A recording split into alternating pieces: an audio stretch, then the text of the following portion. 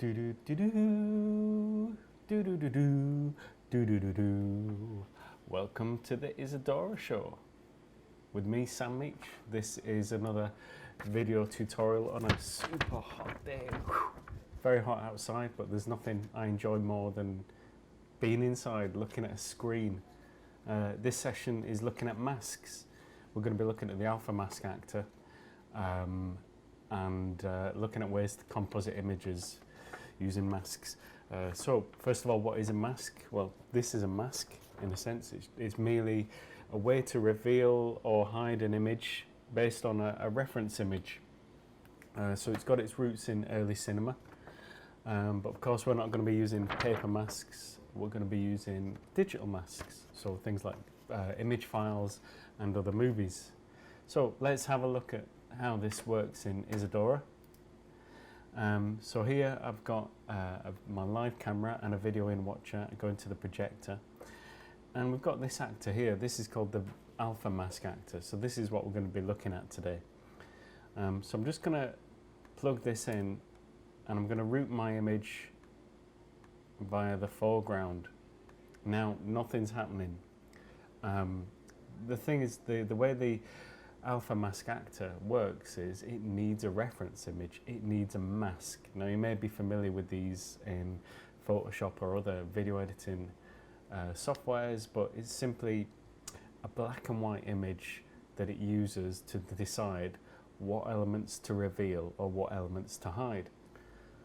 So perhaps the simplest way to demonstrate this would be with a shape actor. So if I get a shape actor and it's on projector, we can see that by default it gives us a black and white image. If I make that into a triangle and scale that up, we can use this black and white image as a mask.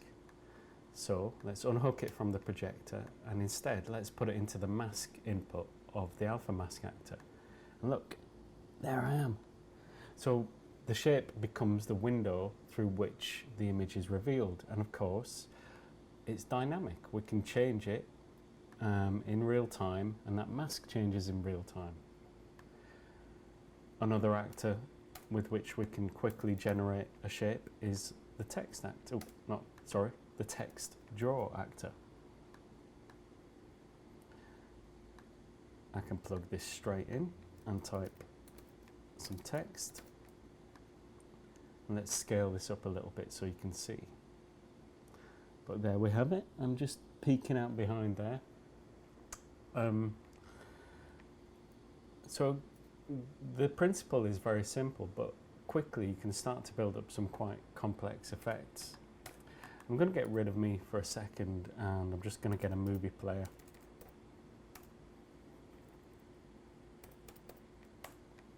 So let's use this is a bit more of an exciting reference image. And this time I'm going to use a picture as a mask. So here I've got my white star. So it's the same principle. Essentially, this is just a pre-prepared JPEG. It's giving me a black and white image, but I use that black and white image as a reference for my mask, my Alpha Mask. Now you'll notice I've got my video going into the foreground, but there's a second option here, which is the background. So the foreground is what's revealed by the white part of the image. Let's have a look at what happens if I put a second movie into the background part.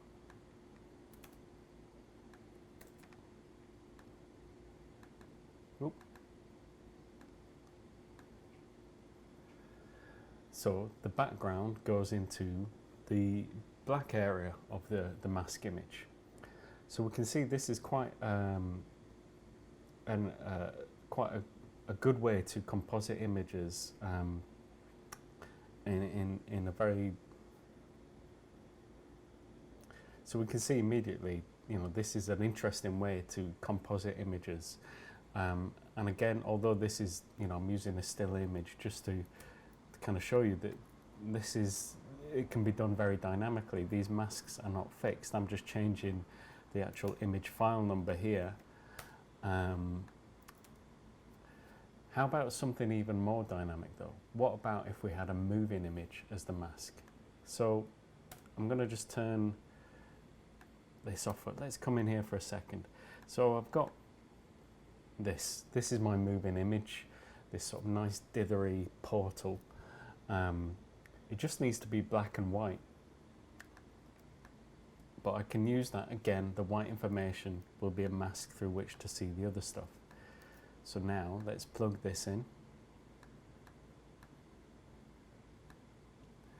And there, that's quite complex, isn't it? And it's taking the exciting elements, the movement and the aesthetic of that other video, and it's using that as the compositing lens through which to combine these other two images. But what happens if we have a grey image? All the things I've used so far have been black and white. Well, a grey image, let's have a look at a grey image on its own. Here I've got a black and white gradient. So this is my image map now. We've got full white going to full black, but most of it is some degree of grey in between. So full white is reveal and full black is hide, or foreground and background. Then what is grey? Well, it's going to be a mixture of the two. So let's take this black and white image, this gradient, and let's use this as the mask to reveal.